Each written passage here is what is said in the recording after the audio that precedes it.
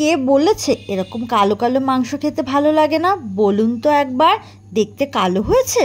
1 KG mutton নিয়েছি, তাতে স্বাদ মতো নুন দিচ্ছি, আর দিলাম 150 গ্রাম টক দই, আর 2 চামচ আদা রসুন বাটা। এবার মাটনের গায়ে মশলা মাখাচ্ছি না আমার হাতে মশলা মাখাচ্ছি সেটা দেখেই বোঝা যাচ্ছে। যাক, এভাবেই মেখে নিতে হবে। এবার একটা প্রেসার কুকারে মাংসটা দিয়ে দেব, আর অল্প জল দিয়ে দেব, আর 3টে সিটি দিয়ে নেব। আর এদিকে কিছু মশলা ড্রাই রোস্ট করে নেব।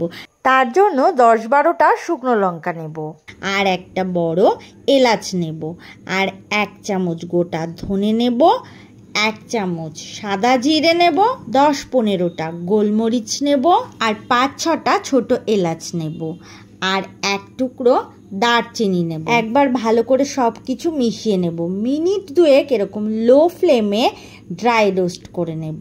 তারপর নামিয়ে ঠান্ডা করে গুঁড়ো করে নেব। হাতের কাছে যা থাকবে, শিলনোড়া বা মিক্সি, তাতেই গুঁড়ো করে নিলে হবে। এরকম একটা পাউডার বানিয়ে নিয়েছি। কড়াইতে সাদা তেল গরম করে এখানে দিয়ে দেব তার মধ্যে 3টে তেজপাতা, আর 4টে মাঝারি সাইজের পেঁয়াজ এরকম পাতলা পাতলা করে স্লাইস করে কেটে এর মধ্যে দিয়ে দিচ্ছি। পেঁয়াজে হালকা রং ধরলেই এখানে দিয়ে দেব স্বাদ অনুযায়ী নুন, আর হলুদ গুঁড়ো দিয়ে দিলাম। পেঁয়াজে হালকা গোলাপি রং ধরলে এর মধ্যে দিয়ে দেব গুঁড়ো করা মশলা। এবার হালকা ভেজে নেব, বেশি ভাজার দরকার নেই পেঁয়াজটা। মুরগির মাংস এখানে হলে পেঁয়াজটা ভালো করে ভেজে নিতে হয়, আর যেহেতু খাসির মাংস তাই এখানে অল্প ভাজলেই হবে। পেঁয়াজটার মধ্যে এবার আদা রসুন বাটা দিয়ে দেব 2 চামচ পরিমাণ। কাঁচা গন্ধ দূর না হওয়া পর্যন্ত ভালো করে ভেজে নেব। মোটামুটি 3-4 মিনিট এখানে ভেজে নেব। এখানে একটা টমেটোই দিচ্ছি, যেহেতু মাংসে দই মেখেছিলাম তাই টমেটো বেশি দিচ্ছি না।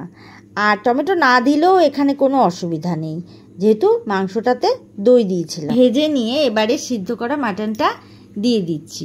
সব কিছু ভালো করে মিশিয়ে নেব, আর ঢাকা দিয়ে দিয়ে রান্নাটা করব। তাহলে মশলাটা মাংসের মধ্যে ঢুকবে। আর এখন দিয়ে দিচ্ছি মাটন সিদ্ধ করা যে জলটা, এর মধ্যে ঢেলে দেব। যেহেতু এটা কষা কষাই করব তাই আর জল দিচ্ছি না। এখানে চেরা কাঁচা লঙ্কা দিয়ে দেব, আর মিশিয়ে নিয়ে আবারও ঢাকা দিয়ে রান্নাটা করব। দেখুন আস্তে আস্তে মাংসটার রং চেঞ্জ হয়ে এসছে, আর মাংসটাও সিদ্ধ হয়ে গেছে। এবারে দিয়ে দিচ্ছি 1/2 চামচ পরিমাণ গরম মশলা, আর এরকম আমার মুঠো ভর্তি করে ধনেপাতা কুচি দিয়ে দিলাম। এবার যদি কেউ মাটনে ধনেপাতা খেতে না চান তাহলে দেবেন না, কোনো চাপ নেই, নাক ছিটকোতে হবে না। বাড়িতে এভাবে ঝোলটা শুকিয়ে নিয়ে কষা কষা করে মাটনটা রেঁধে ফেলুন, আর খেয়ে আমাকে কমেন্টে জানাতে ভুলবেন না। আমি চললাম, টাটা। আবার আসবো নতুন কোনো রেসিপি নিয়ে। ততক্ষণ সুস্থ থাকুন, ভালো থাকুন, আর এতক্ষণ ধরে আমার সাথে থাকার জন্য অনেক অনেক ধন্যবাদ।